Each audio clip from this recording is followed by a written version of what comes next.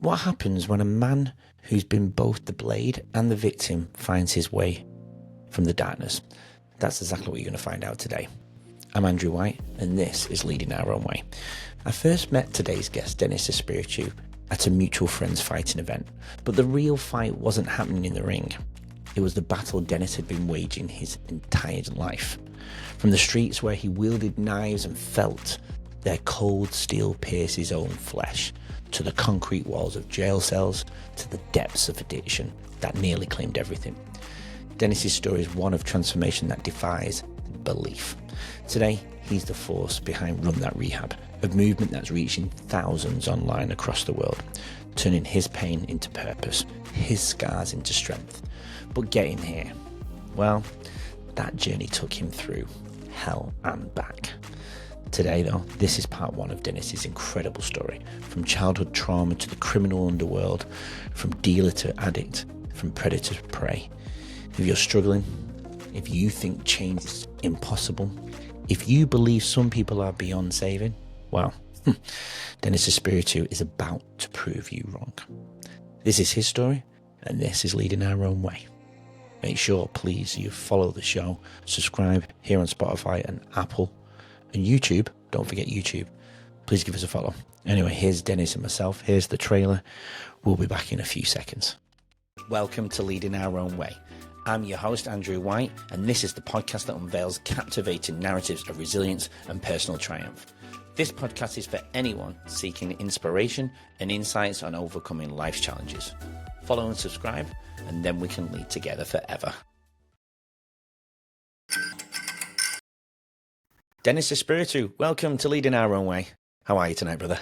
I'm good, thanks, mate. It's about time. We've had this in the works for a while now. We certainly have. We've definitely tried to do this a few times, but you know what? This is tonight. I can feel it, even though this is take 2 already. It's meant to be. We had an echo before, guys, and we've been fixing it for the last 20 minutes. But anyway, it's really nice. It's an honour to have you here, by the way, Dennis. Thank you for joining us. And we've had the pleasure of becoming friends before filming. I've actually been able to meet you. Yeah, we have. That was at watching our friend Stevie Baker. Yeah, the fight. Fighting out of Team Ellis at the Melbourne Pavilion, and that was an awesome night meeting you. It was a really, really nice. And I've shared this story before, so I'm going to share it again.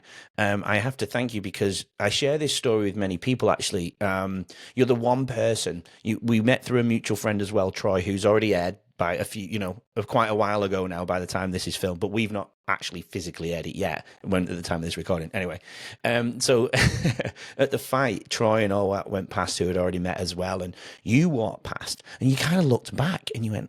And you came over to me, and it always made me feel warm. I tell everybody this. And you came over to me and said, "Oh, you're the guy from the podcast, aren't you, Andy, or whatever?" I don't know if you knew my name at that point, but you came over, and I was like, it made me feel really warm. And in that moment alone, made me realize I'm doing the right thing. The podcast is the right thing to be doing for me, and I thank you for that, mate. I really do.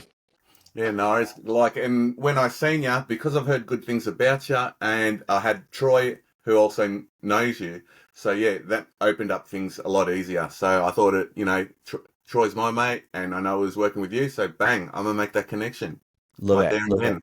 Yeah, and I'm the one normally doing that, but I appreciate you. You actually made me feel warm on this one, so I appreciate it. And plus, we went outside for a nice some food outside when we had a break. And we connected quite deeply out there. That was a pleasure as well. So I appreciate that.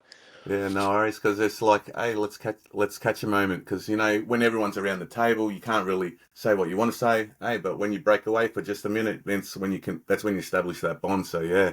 Yeah, and when I heard your journey, Dennis, it was right up the core values of Leading Our Own Way, and you're doing some magical things. And I know we're going to go deep into your journey tonight, and it's powerful stuff.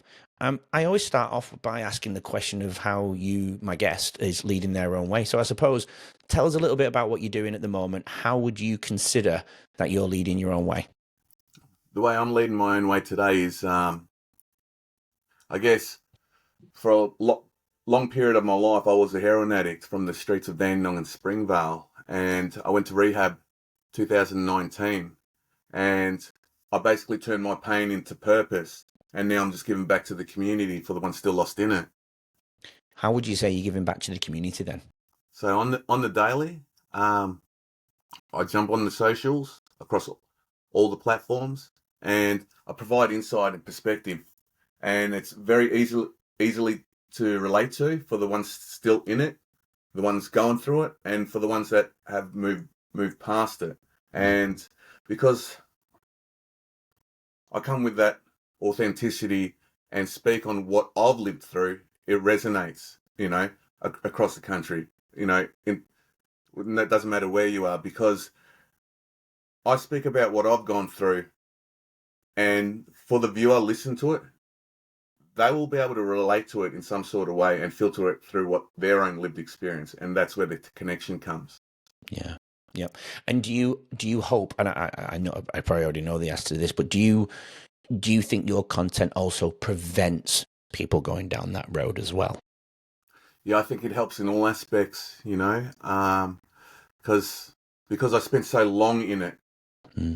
and like decades, I only pulled my shit together at 38. I started when, 14 smoking marijuana, 16 heroin, and the war stories and that we look up to as kids ain't the way ain't the way it's made out to be when you get to the other side, Mm. for so long. Yeah. Yeah. For anyone who's listening, I think people should tune into your social media, Run That Rehab. Let's talk about Run That Rehab. You're in this beautiful studio. You're obviously going to the depths. And it's a beautiful studio that you've got. The way you do things, these small snippets that pieces of gems is what I like to call them. Pieces of gems. This animation, the way you talk, it's sharp. It's to the point. Tell us a little bit about your approach to your social media, because it's fantastic. I've not seen anyone like that. Tell us a few different topics that have recently come out online, why people should go and see your stuff. Okay. So to answer part of one of your questions, the way I came out with the style of Run That Rehab, because I got my own signature to it, is Yeah, that yes, there's a lot of people speaking recovery, but I also take insight from the things around me. Like I don't watch recovery for my insights. I mm, watch stuff about algorithms. I watch stuff about business. I watch stuff about sales. I understand that the viewer of today is the TikTok generation, and the attention spans is not long. yeah, YouTube, if you go to YouTube, yeah, it's a whole different demographic. But when yeah, it comes to TikTok and the Reels short form, I got to know about the hooks, the visual hooks, um, the change in frames to hold the attention of the viewer. Just the little things, even talking about the way you speak, the tone and the tonalities. And then when you come in strong, this is all put together from what I've observed, little things like CTAs or call to actions, yeah, the return ROIs, return of investment, engagement. There's a whole lot of things that go into just making the content. Yes, I could speak for a long period of time, but the hardest thing I have to do every day is break it down into 45 seconds. And that's the hardest thing. do you find that pretty difficult? I find it difficult because Yeah, all day I got reels playing in my mind. I got ideas and whatnot. But to break it down, so it's easy to digest, you know, especially, if you're sitting at home, if you're, what do you call it? If you're sitting at home, whether you're on the train, whether you're on the bus, you don't have much commitment, 45 seconds. They know my stuff goes for about 45 seconds to a minute. You can commit to a minute, the yeah, subtle things like drop that 100. That's a low entry commitment. You just scroll bang 100, but that gives the connection, the engagement. Very subtle stuff, but these are the things I pay attention to. And yeah, it just goes back to the streets. I pay attention to the environment around me. I'm not just walking in going, oh, run that rehab. No, I put a lot of thought into it. yeah. Um, have a direction, and this is just the start. I'm doing everything step by step, and it's all about learning. I've improved since a year and a half ago, and I'm going to continue that. Yeah, And that's all part of the growth, you know, and that's what absolutely. gives me purpose. Absolutely, it really does, and it's powerful. And I don't share a similar journey to you, yet I'm hooked. So it works, right? Whilst we're on that note, I'm going to probably I'm going to ask you to do something that no one's probably actually done before. I want you to say, "Run that rehab," and I want you to say, "Drop that 100" the way you do on your reels. Go for it. Run that rehab and drop that 100. Anyway, I think it's probably a good point to talk about. I know we're going to go through your life. The viewers know we start on how you lead in your own way, and how we go back to your childhood, and kind of how we come back to the full circle. But let's go back 4 or 5 years. You did mention at the beginning, 2019 really is when was it 2019 you started Yeah. to change your life. Let's go back to the rehab time. And talk to us about your experiences in rehab, and then the creation of Run That Rehab. Rehab was crazy. Like, I guess the insight is, yeah, you go there to seek help, and whatnot, but no one tells you that you're going into a place that's surrounded by trauma Yeah. 24/7, not just your own, other people's, you know. But you see, but the blessing is I got to see different demographics. You know, I seen it from a male criminal point of view, my addiction. You know, I did not see it from a single mother that's lost their kids that's trying to get them back. I did not see the homelessness, and I did not see or have the understanding of addicts that come from the generational trauma. I'm talking like their father, their grandfather all come from the commission flats. I didn't see any of that. I did see it, but I didn't have an in-depth understanding to it, you know. And the funny thing is that when it comes to rehab, we didn't talk about drugs, as in we weren't sitting in groups going, "This is how you stay off drugs." We learnt about ourselves, and about our triggers and how they correlate with our trauma, which is um, the reason why we react to certain situations, you know. And once I understood mine, I got to understand everyone else's, you know. I got to understand that, you know, what I didn't know what a people pleaser was. You know, Mm. I did not know that a people pleaser can come in many forms. I'll just highlight on one. You know, say a woman comes from domestic violence. You know, they can become a people pleaser because they alter their behaviors according to someone else's opinions. You know, tiptoeing on eggshells around them because they want to people please, because in past cases they may have got you know, pummeled, you know. Other things like compulsive liars, you know. You know, have a look at this line cunt or whatever, you know, in a rehab. But then when you're in these groups, they're breaking it down, you know, and it all comes back to that childhood, you know. Um, Sometimes they lied because you know, their dad or their sibling's going to beat them up, you know, so they've had to make an excuse off the cuff, you know, so they become compulsive liars, you know. It goes so deep, as in, you know, lying because to fill the void in themselves, so they lie, you know, to gain people's attention, and that's their catalyst to get their relationships, by lying, because they have a low self-esteem, low self-worth, and by raising it by, I don't know, telling a war story for some reason, you know, engages other people, and that draws people in.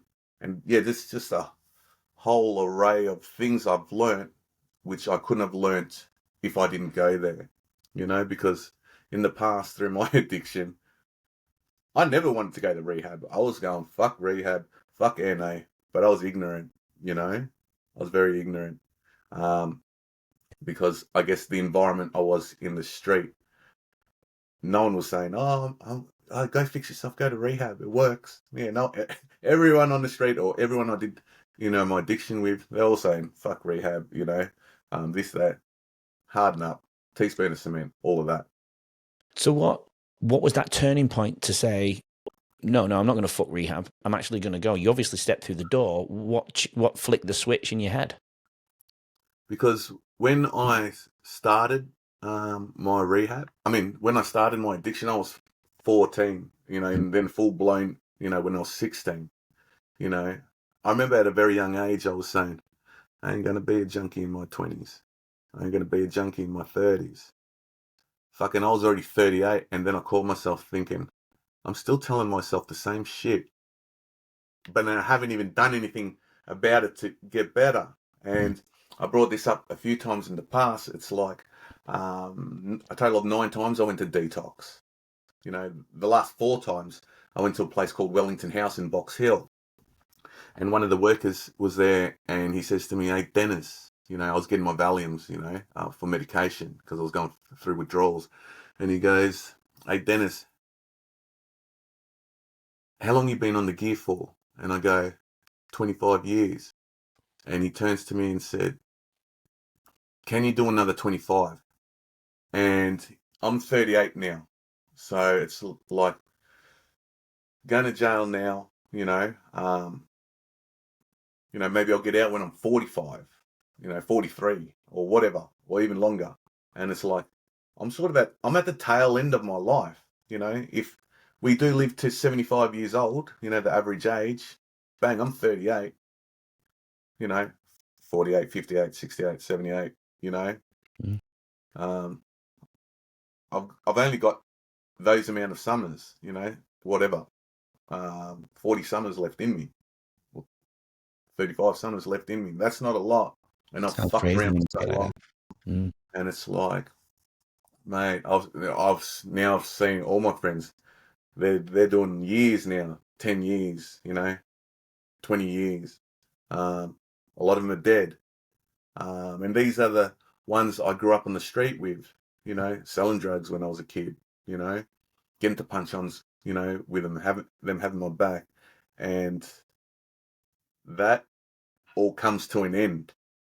Either some people get out of it or some people get lost in it, and you get at that crossroads. Maybe it's because I was older now. I was 38, so I had a bit of insight to understand that nothing changes unless you change. And because I was 38, I've seen the cycles, through the next generation, to the next generation, to the generation of today, with the kids waving machetes in Northland Shopping Centre. Yeah.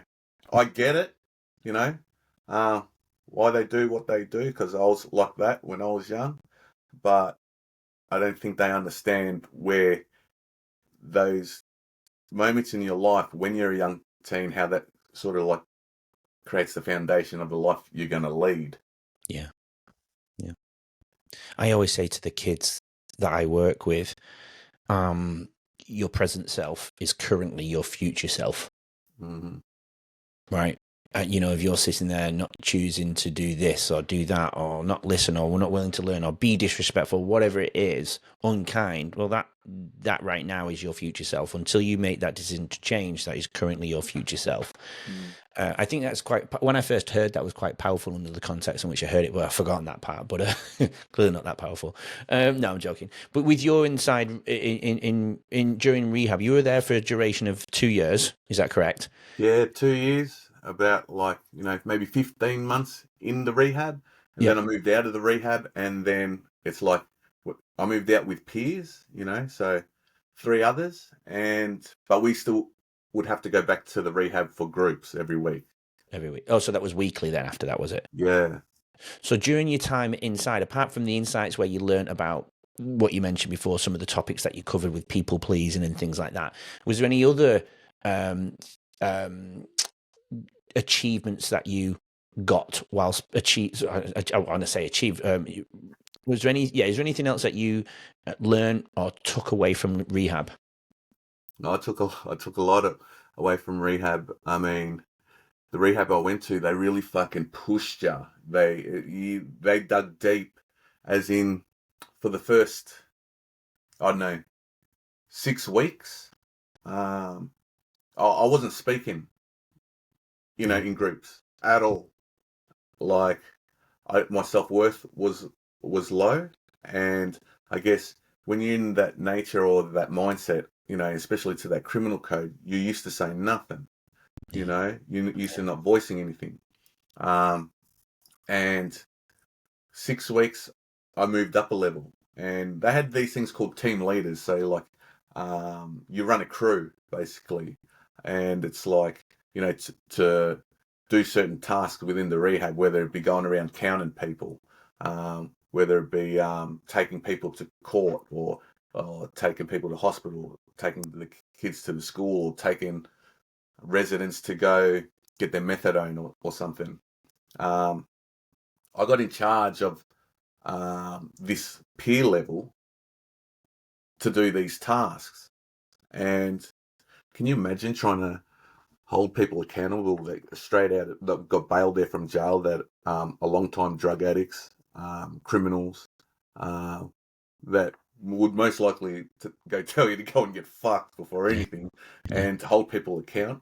It's a hard job, but what I found is that the friends that keep you accountable, that keep you honest, you actually develop stronger bonds with them, and you build relationships with them. And when I was in this peer level, I think the highest I got to was like maybe 46 people in there. So it was a lot of people, and we would have meetings every night, like every night on. It's like a toolbox meeting, letting everyone know what's going to happen the next day. And yeah, we would have these meetings, and I'd keep them meetings tight to the point where everyone knew what they were doing, and everyone knew what other people were doing. Like, you would have to repeat yourself if you did not know what you were doing. As in, like, we'd go around the room. I'd say what I'm doing tomorrow. You would say what you're doing tomorrow. And if you didn't say what you were doing correctly, someone else would tell you this is what you're doing. So we'd go around the room till everyone knew exactly what they were doing. And that's Wow. how tight this rehab had it. And Yeah. Powerful stuff for you then. yeah, and it's just like little, I guess if you to say the little things I learned in rehab, would definitely be about relationships, you know, um, and showing a sense of love and caring concern for another person. And to do that, you have to put yourself in their shoes, and that's very hard. At the start, because we're not even in tune with our own emotions or even aware of them. Yeah. And to get to that point, um, in my journey, there's also something else, that was very powerful. And it was the first time it may have happened in my life, but the first time I actually felt it was when I had strangers believe in me, and guide me, no matter how many mistakes I made, no matter how many interventions I had, you know, um, I was grateful for making all the mistakes, and it's like, I never heard of boundaries before or accountability.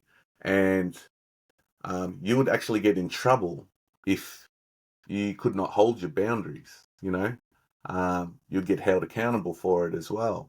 Mm. And so I'm lucky that I was in such a space that, because I talk about boundaries all day and how you hold them, you don't fold them. But during my times in rehab, I folded them, you Yeah. know, Most people but, you do, know, right? yeah. And then it's like, but because I folded them so many times, but I also learn as well. And that's how I got to the stage where I'm at now. So, failing is part of the process. I learned that too. Completely. Yeah. Another thing I say daily: get it wrong, fail over and over and over again, and be the fool in the room. Ask the stupid questions, because I Yeah. guarantee somebody else is thinking it, but they're just not willing to say it. You know what I That's mean? it. Yeah. So with that moment when because you said earlier, when you first went to rehab, you didn't speak for a while. Was it the confidence of other people, like you say, that maybe the strangers connecting relationships, or just hearing other strangers' voices? Is that what crushed over for you to open up, or did somebody just hold space for you then to open up? What was that crossover point for you? I guess when you put it like that, and I can pinpoint it now, I spent 6 months in these, the first 6 weeks, sorry, sitting in these group spaces while everyone's just throwing out their trauma dumping, this or that. But if you look at it from another angle, these people are actually being vulnerable. They're actually speaking about what they're going through. And I was not judging them. I was actually judging myself. And because what I seen from them was actually strength, that they could speak about this, where I would just freeze up. I didn't even know what to say. You know, I'd have 10 million thoughts going through my head, and a voice that wouldn't speak. And that would weigh heavy in my chest. And it got to the point that I only found my strength is through others, because they were all vulnerable. So even though I haven't spoken, all these people are being vulnerable. I'm actually trusting them subconsciously, because they're trusting their vulnerability with me. So then when I got to that point, and I was very slow when it came to rehab, within tapping into my emotions. So when it came for me, because I come from the street, so trust, you didn't really trust anybody. So it took a while for me to feel safe, and then to actually have the courage to speak. Yeah. And it all starts, baby steps. I remember talking to a friend in there, and he goes, because I was really struggling. I go, brother, they want me to be vulnerable in these spaces, and it's like, I feel like they want me to just fucking break down and cry in these rooms, which I've seen a lot of people do. And he goes, hey, Dennis, maybe for you, maybe being vulnerable isn't that. Maybe being vulnerable for you is just telling us how you feel. What did you do today? And that's how, like, my conversations up to then was still, hey, Dennis, how you going? Yeah, all good, bro. How are you? Yeah, I'm all right. That was it. I Yeah. did not have no depth, because in the culture of drugs and crime, you do not go into depth. Everything's superficial. Everyone's, putting up a front for this image, and to be in a space where that's broken down, that's key. That's key. This is the podcast. Yeah. I'm picturing the recovery room. That's essentially the podcast, but between you and I, and hopefully everyone else. Seeing you vulnerable tonight, me to a certain point. I've been very open on this anyway, so I've definitely been showing my vulnerability. But that's exactly what it is, and it's creating that safe space now in a virtual world for everybody else to go, wow, that's powerful shit. If he can do it, why can't I? So hopefully they're Dennis sat there going, well, I can do this too, right? And that's the power in the journey. So after rehab, then you started Run That Rehab around April 24. So the same month I launched this podcast. So that's around 3 years, give or take, right? Between leaving to setting up. What does your life look like in those 3 years leading up to Run That Rehab debut? So when I was in rehab, like, this is a similar story with anyone that goes to rehab. They all want to become an AOD worker, alcohol and other drugs counselor. Yeah. Make the pivot from the lived experience into the workplace. And I was one of those people. Being from that team leader in the rehab to also becoming another team leader that actually ran the house or the rehab with all the keys to all the fleet of the cars, all the keys to, all the doors, having meetings with staff members every week, all of that kind of stuff, organizing drop-offs, pickups, and what. I did the course with a few of my peers, the drug and alcohol course, and I got the certificate. But what they didn't tell me, oh, they did tell me, sorry, you also got to get a working with children's check. And I thought working children's check was, if you did something to kids. I did not know, and this is what reason why I got rejected, is because, I've stabbed people, and they said in my, or when I got rejected, is that your sudden impulse for violence. They want to know how much drugs you sold and what was going on for me at the time. And I was still in rehab, and when I got rejected, you had X amount of time to appeal it. through VCAT. And at that time, COVID hit. So everyone was backlogged, 8 months, a year before they were even having their appeal heard at VCAT. Mm. And, by the time frame when you're supposed to appeal it, they asked me, well, what was going on for you? And I said, that's what happened. That's what you get in the drug life, all of that type of stuff, which I probably shouldn't have said. But so Truth. moving forward, I ring up VCAT and said, hey, when's my appeal date? They basically said, what appeal date? I sent my appeal in to you guys. They go, what email? I'm still in rehab. I didn't really have an email. I said, oh, my therapist sent an email. Oh, what's his name? Blah, blah, blah. We haven't got it. March straight down to the therapist's office. Okay, hey, VCAT says, they didn't get an email from you. Hold on, let me check. Comes back to me and goes, hey, Dennis, I forgot. And, I've done this course and whatnot. I was going to work in rehab. That was my plans. And he forgot. And so that's out the window now. And I could have thought, fuck this cunt. But then I've done a lot of rehab and I've done a lot of, self-reflection. And I've got a sense of awareness now about others. And it's like, hold on, this guy's a therapist. There's 120 people in this rehab. You're not the only one. People are coming through that staff office, banging on that door, asking for attention, need things sorted out right there and then. And this staff member, he's got not a million, but a lot of people. He forgot.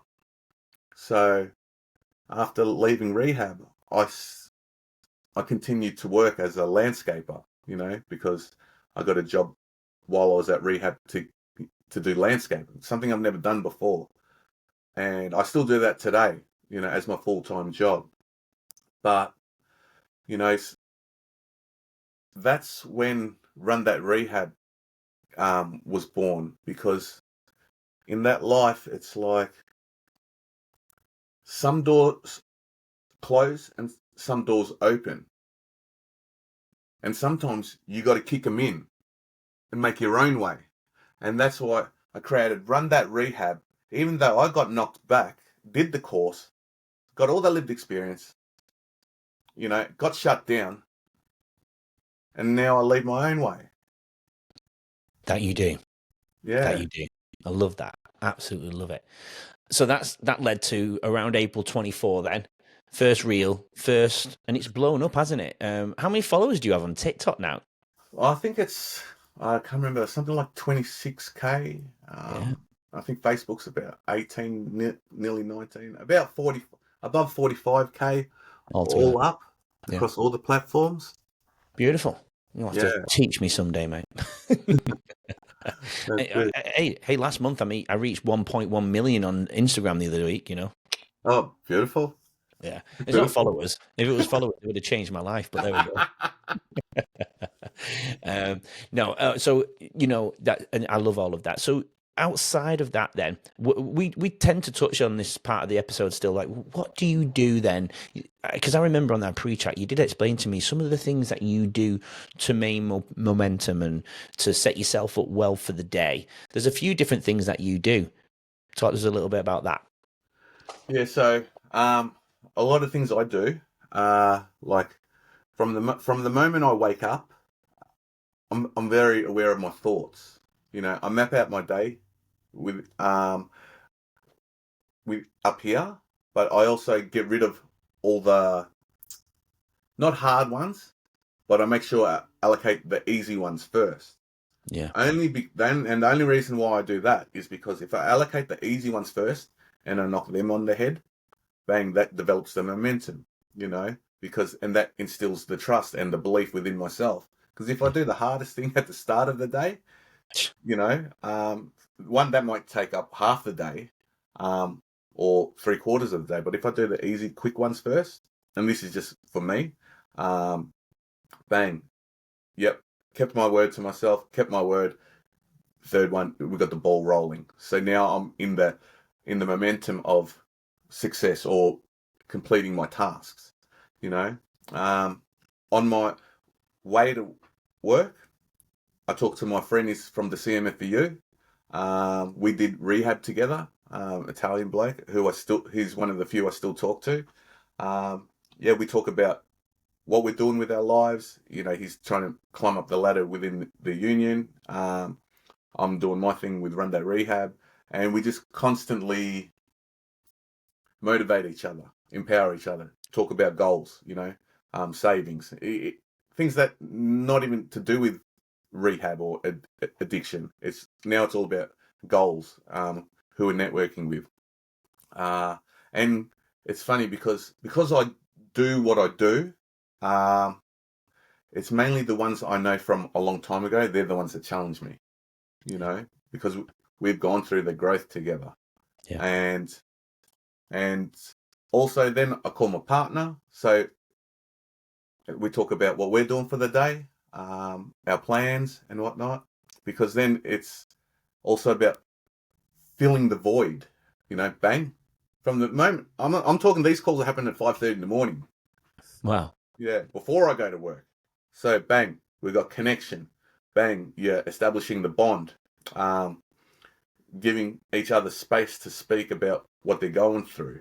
And then that's the morning. You know, by the time I hit work, again, I'm making connections everywhere, you know, from as I'm walking in the gate, having coffees with people, establishing relationships there. Sometimes my old boss used to say, hey, we'll get Dennis on site because within a week or two, he'll know everyone, you know? Love it. Yeah. And so we got that. I like to play chess, whether it be online with friends, or online against the computer or whatever. And that's mainly because I love how when it comes to the computer, you have to think a few moves ahead, you know? You have to have a plan. And you also see what you're like under pressure, you know? Because, and this is what I love when I play with people, with friends, I can see the way they think, you know, do they just retaliate and go on with it toe to toe? Or do they set traps trying to divert my attention and come in another way? And I really love that tactical approach. I love the way you can reveal someone's behavior by a single move. And I love that. And it's really good for the mindset because I've got a lot of friends from the area, from Dandenong and Springvale, and I met a lot in jail. A lot of them are very tactical, and I can see the strength of their mindset in the way they play. You know, some people just give up and they just go loose, you know, while others are really structured in their approach. And I really value those people in my life. Yeah. Yeah, I love that. Yeah, no, I love that. Connection is I live a life by like the 4 C's, and the first one is connection. Yeah. Connection, contribution. You'll probably align with all of these, actually. I'll go through them very, very quickly. Connection is, I love a good chat in the morning. I can see a lot of people avoiding, you know, they don't answer the phone call to me because they'll know I'll be on the phone for a long time. Yeah, oh, there's Andy. Yeah, here we go. He's going to talk forever. But, you know, I'm a big boy. If you're busy, you can say, hey, I've got to go. It's okay, people. Just if you're listening, it's okay. No, but, you know, it's true. And I've shared this, even this mic, right? This is a girl who sent this from Portland, Oregon, in the United States. Oh, wow. I met her on a flight to New York, December 2001, just after 9/11. I went to watch Michael Jordan play and saved all my money. And she sent me this mic a year and a half ago for my 40th. She's in broadcasting, so she gets special deals and all these things. And I met her on a plane. And people have always said, you're the sort of guy that meets someone on a plane and gets invited to the wedding. Well, I got invited to her wedding. We've been friends ever since, and you know, I used to go to New York quite a lot from Manchester in England because it's only a 6-hour flight, and we'd see each other all the time. Like, we became friends. I went to her wedding in Spain and all that stuff. So connection to me is super, super important. I'll go into the staff rooms in the morning, make a coffee, and sometimes I do it just so I can say hi to somebody. I just love a good bloody chat. You know what I mean? Next one is contribution, giving something to the world. That's my teaching. This is the podcast, family, whatnot. Not necessarily in that order, otherwise I'll get shouted at. The third one would be, cope, mindfulness, and exercise, and sleep, and then the fourth one would be cook. Eating good food. I do live an 80-20 rule. Some people listen to this podcast and see me eating shit on a Monday because they put a morning tea on at school and it's just beautiful, but it's so bad for you. But they laugh at me because they know what I talk about regarding nutrition. But, I do try and live a life, an 80-20 rule, where I eat pretty good whole foods. And since I changed my food intake, my life did dramatically change. Started to focus on the sleep and all of those things. But so with you though, regarding to those 4 C's, I mentioned exercise. You do have quite a few reels. I noticed one the other day where you talk about Troy actually asked you kind of what you do to set yourself up in terms of gym and exercise, because you go to his Geelong Complete Health. People, if you listen to this is an episode that we did a few months ago, and Troy opened this beautiful gym, and I know you connect with Troy there. What do you do in regard to your health before we go into your journey of crime, stabbing, and jail? So with the gym, actually that started from jail, actually. Oh. Because in them early days, in my teens and whatnot, it was filled with drugs. But when I went to jail, I was all about training. So training for me is reminiscent of the times I was clean. There were the only times I was really clean was when I was in jail. And that developed structure and discipline. And I find it's really helpful for me to develop that mindset, because nothing's worse than waking up in the morning and going to the gym to lift heavy things, heavy weights. But the mindset you have to do to wake up to your alarm. This was when I was in jail. Bang, straight to the gym. And by going to the gym, that sense of completion already sort of sets up your day. Yeah.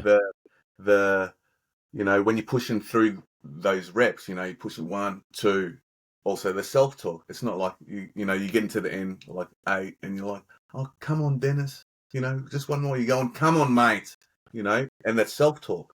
And the way I talk in my reels is the way my self-talk speaks to me in that tone. I got that assertive tone when I talk to myself, because I understand that I respond to that better. I'm more proactive. Yeah. So when I do anything, when I feel like I'm lacking, that self-talk will speak to me in that tone and get me into gear. And just the little things about, the gym, like when you're having a spotter, you're actually having someone you trust, for when you're carrying that weight by yourself. And people you trust, with people with the same energy, and the same commitment, it's hard to find. So when I was in jail, I'd have, people that would train with me all the time. And it's that dependence. And through every time we train to every time we couldn't be fucked training, to being that support to, come on, mate, let's fucking go. Just all those little things intertwined, I learn a lot. And it ain't just about lifting weights. It's about the learning process, because to get that, my growth only came from resistance, whether it be physical and my recovery, to going through all of that pain is where I got my growth from. Yeah, absolutely. Beautiful. People have got a good picture of you now. People have got a good picture of your mindset, what you do beautifully to set yourself up every day. And you, in a way, and your purpose, and I know you're going to sum that up at the end of the episode, but your purpose is very clear. Where did this all begin for you? Before we get into that dark side, paint the picture of what your life looked like as a child before, I suppose, it all went wrong at 14. Why did it go wrong? What was if I was a fly in the wall on your house growing up? I know you were born in 1979. You grew up in an area in Brunswick, and Brunswick is actually quite a nice, cool area now, isn't it? What was Brunswick like in 1979 and in the 80s? In 79, I was only there for maybe a couple of years as a toddler. But so my parents came in 78. I was born 79. My 2 brothers were 10 years older than me. And back then, Brunswick was all Greeks and Italians. We lived in a block of flats on Bell Street, and so when they came to Australia, I guess they were the Asian kids that couldn't speak English that well. That well, just coming straight from the Philippines. And they were in a school in Brunswick, which was all Italians and Greeks. And I guess looking back at their photos, they were the only two Asian kids there. So I think they would have had a hard time, just in general, being new country and also being the only Asians in the school. And when I was growing up, my parents didn't teach me Filipino, so I had that. So as a child, I had that disconnection from my own family. Yeah. I could not speak the language, They'll tell my brother, have conversations with my other brother. But when it comes to me, Dennis, can you set the table? The English, Could they and speak English though? yeah, they can speak English, Oh, but they'll speak Filipino. They'll speak English too, but can you imagine going to every birthday, every Christmas, every outing with other Filipinos, and you do not understand what anyone says? yeah. Because I was raised and born in Australia. So even though I looked Filipino, at home they spoke Filipino, with English as well. But I went to a school where there were no Filipinos, one Chinese kid, and this is the 80s as well. And so they were Filipino but raised in an Aussie, if that makes sense. Yeah, it does. Yeah. And I guess I was a stranger in both worlds. Yeah. Because it wasn't multicultural back in the 80s. Not to the extent you see today. Yeah.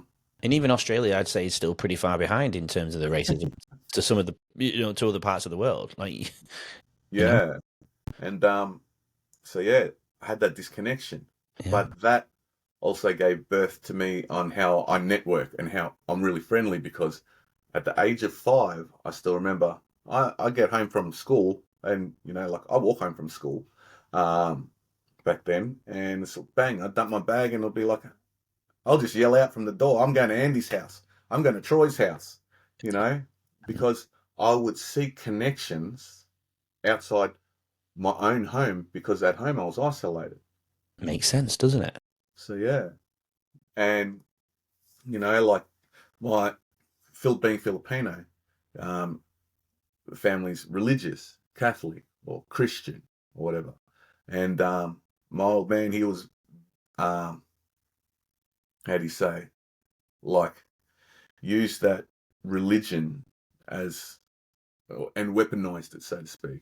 If you weren't living your life according to the 10 Commandments or the Bible, you're evil. I remember at primary school, I couldn't, have my hair colored or anything like that. Even zinc. I don't know if you remember zinc back in the day. Yeah. I couldn't wear any of that because it was like the devil or something. Yeah. Wow. And so yeah, my thing with the whole religion side, I sort of didn't associate with that either, because it made my life difficult. If we didn't know the 10 Commandments, we weren't allowed to go out and play, sort of thing. So I had all these things at home. That's why I would venture out and meet new people. So, and there's all these other things, like back in the 80s, it was okay to beat your kids, Did you get beat? all the time. As in, when I say beat, I used to get the strap, but I was still only 5 years old at the time, and when you copping the belt, as you had to lay on the bed, that shit would fucking hurt. My skin's still of a 5-year-old. The whiplash, curling around your back and hitting you on the ribs. Oh. I remember I would cry as a kid. I'd yell out for my mum to come help me, but she wouldn't come. And it's not just because of her, but you know, coming from that culture, coming from that era, if she came to save me, um, that's that's disrespectful to my father. You know, that he would be losing face. So I got used to it. Um, you know, copping that all the time, to the point where I remember when I was getting lashed and just hitting my ribs, I remember crying, but then all of a sudden, them whips just turned into thuds that were numb, to the point where I remember I stopped crying because no one was coming to save me from them tears, you know? And that created something else in me. I would never voice my emotions because subconsciously, as a child, no one, no one's coming to save you, and no one wants to hear it. You know, that's looking back. Yeah. You know, but it also created another thing, is that it got me used to it got me to a level of acceptance of consequences. You know, well, I go to juvie for a little bit of trafficking, whatever. You know, get locked up again, whatever. You know, and that's what's dangerous. You know, when you're beating your kids, that if your initial thing is punishment, you know, it can also be processed and um, taken out as something else. They'll take away something else from it. They might think, oh, violence is currency. This is how we Yeah. express your emotions. This is the way you get shit done. This is how you get people to respect you. It can create a whole different beast. And I guess mental health wasn't a thing back then. Yeah. You know. You had to suck it up, didn't you, I suppose? Yeah. What would you have to do to warrant the lashes or the beat, the strap? Oh, I'll tell you once that was um like maybe you'd think is absurd. I remember one day um I was playing baseball at the front with the neighbors, right? You know those little telecom poles? They're like little hubs. You know, sometimes you see on the nature strip. Anyway, Are they still there? yeah, they're still there. Okay. So would stand in front of that with a baseball bat or a cricket bat or something, you know, and someone will pitch it or whatever, and we're just playing just in the street as you did in the 80s and 90s. And then I remember my old man yelling at me, saying, "Get in the house," like that. And I was like, "Fucking, what's going on here? We're all having a good time." You know, I get to the front door. He's got his belt out. Wow. Well, today it's the end of part 1 of part 2. This man is the man. The man who's sitting across from me really has lived more lives than most people could imagine. From those early days of violence and addiction, Dennis was heading toward one inevitable destination. And it wasn't recovery. Not at first, anyway. But sometimes, you know, when we hit rock bottom, that rock bottom becomes the foundation for something extraordinary. In part 2, we're going to discover how Dennis transformed from a man who inflicted pain to one who heals it. How Run That Rehab was born from the ashes of his former life, and why thousands now follow his journey from darkness to light. The story gets even more powerful from here, so please don't miss part 2, because if Dennis can change, if he can turn his deepest wounds into his greatest strength, then maybe, just maybe, you can too. Or anyone that you know in your life, right? People have got a journey, and people going through things we're not even aware of. Anyway, I'm Andrew White. This is Leading Our Own Way, and we're just getting started. Come back for Tuesday Truths, and obviously part 2 for Genesis' journey. We'll see you then. Join us tomorrow to hear more from today's incredible guests and learn valuable insights to help you lead your own way. Don't forget to subscribe. We'll see you then.